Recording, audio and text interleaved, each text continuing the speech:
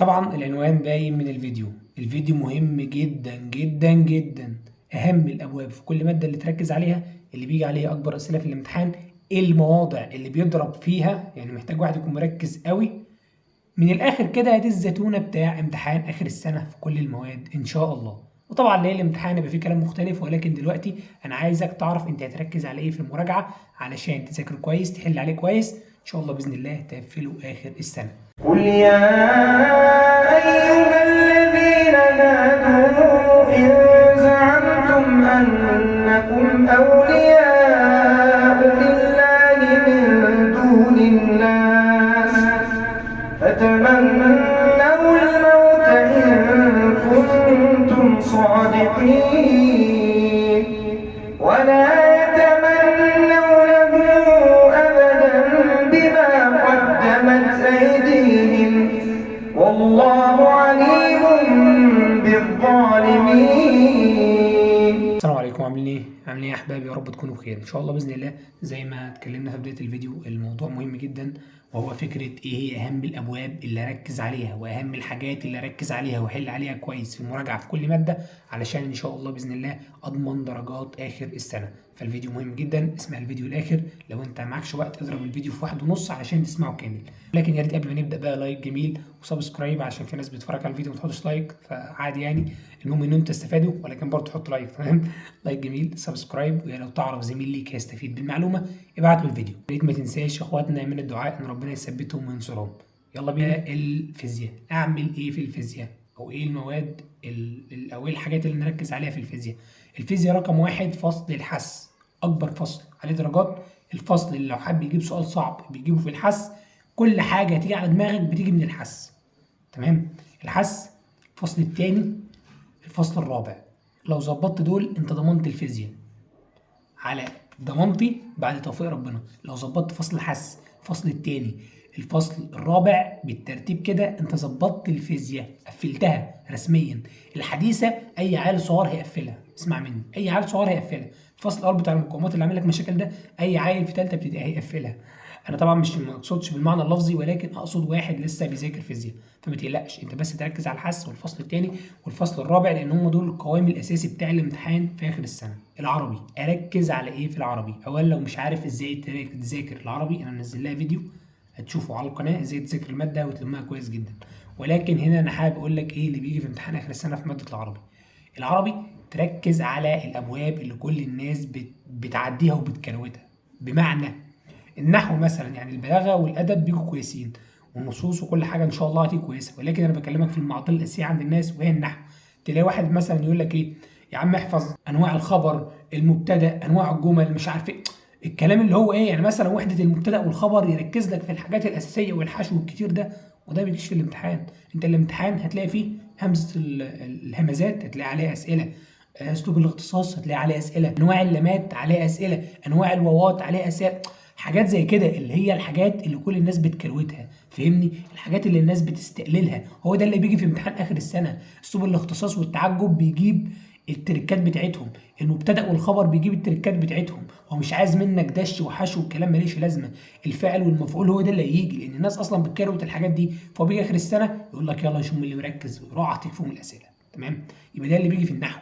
نقي الحاجات اللي تحس ان الناس كده بتكروتها، وحاجه هي شايفها سهله والناس بتكروتها، تعرف ان دي اللي هيجي فيها السؤال. هو ده اللي بيعمله اخر السنه، زي ما قلت لك، زي الهمزات، زي اسلوب الاختصاص مثلا والوحده بتاعته، زي الممنوع من الصرف، زي ما قلنا انواع اللامات مثلا يسالك فيها، يقول لك الواو دي ايه، يسالك فيها الحاجات اللي زي كده، هو بيحب يسال فيها. ما تقلقش، الماده ان شاء الله باذن الله هتبقى كويسه، تركز بس على الحاجات دي وباذن الله هتلاقي الدنيا كويسه. وعايز تتاكد من كلامي، شوف امتحانات اخر السنه والنماذج التجريبيه اللي كانت بتنزل. انجليزي، الانجليزي انا مش هتكلم عليه لان مفيش حاجه مهمه وحاجه مش مهمه. انت حافظ كلمات، حافظ تعبيرات، حافظ حروف جر، هتظبط الدنيا. القواعد بيجيب، قلنا الحاجات الشاذه بتاع القاعده، ما بيجيبلكش القاعده الاساسيه. مش هيجي يقول لك حط لي فعل ماضي ولا فعل مضارع ولا الكلام ده، لا، هو يجيب لك حاجه شاذه في القاعده ويقول لك ايه المشكله هنا.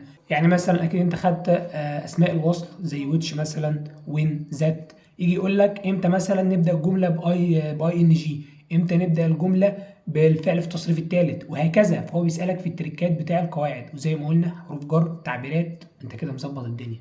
دي الحاجات الاساسيه اللي هو بيسالك فيها، وباقي الحاجات ان شاء الله تبقى كويسه ما تقلقش منها، ولكن تركز على التريكات والحاجات دي لان دي اللي بتيجي في امتحان اخر السنه. تمام. الماده الرابعه معانا وهي الكيمياء. اعمل ايه في الكيمياء؟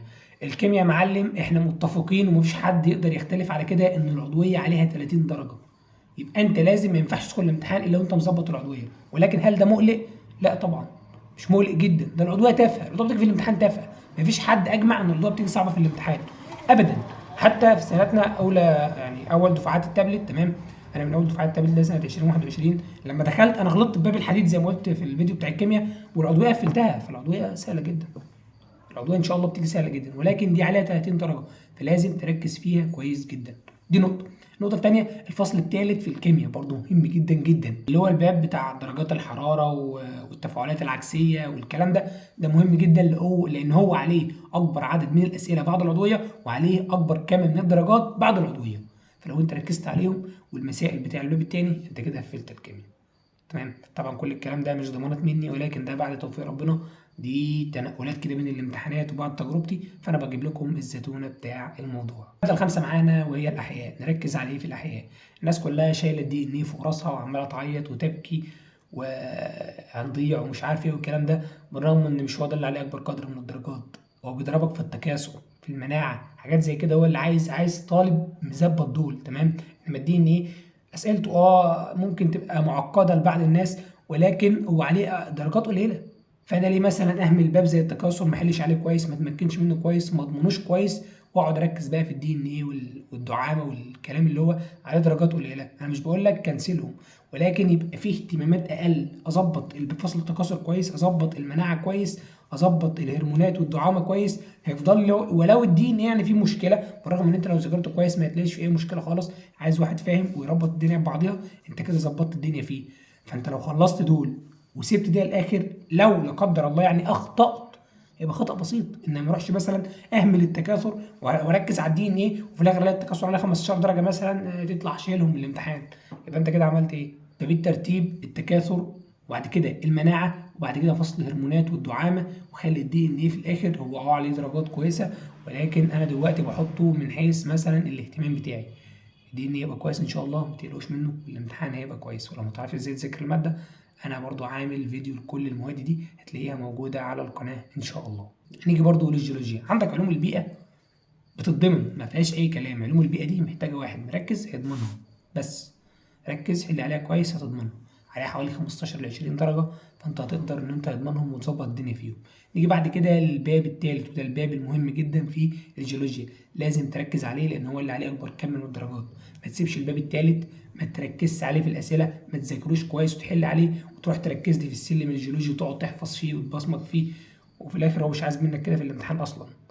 تمام. فانت الباب الثالث ثم الثاني ثم علوم البيئه وبعد كده ارجع للاول بقى وشوف هتعمل ايه بالظبط. بقى اخر حاجه معانا وهو الفرنساوي.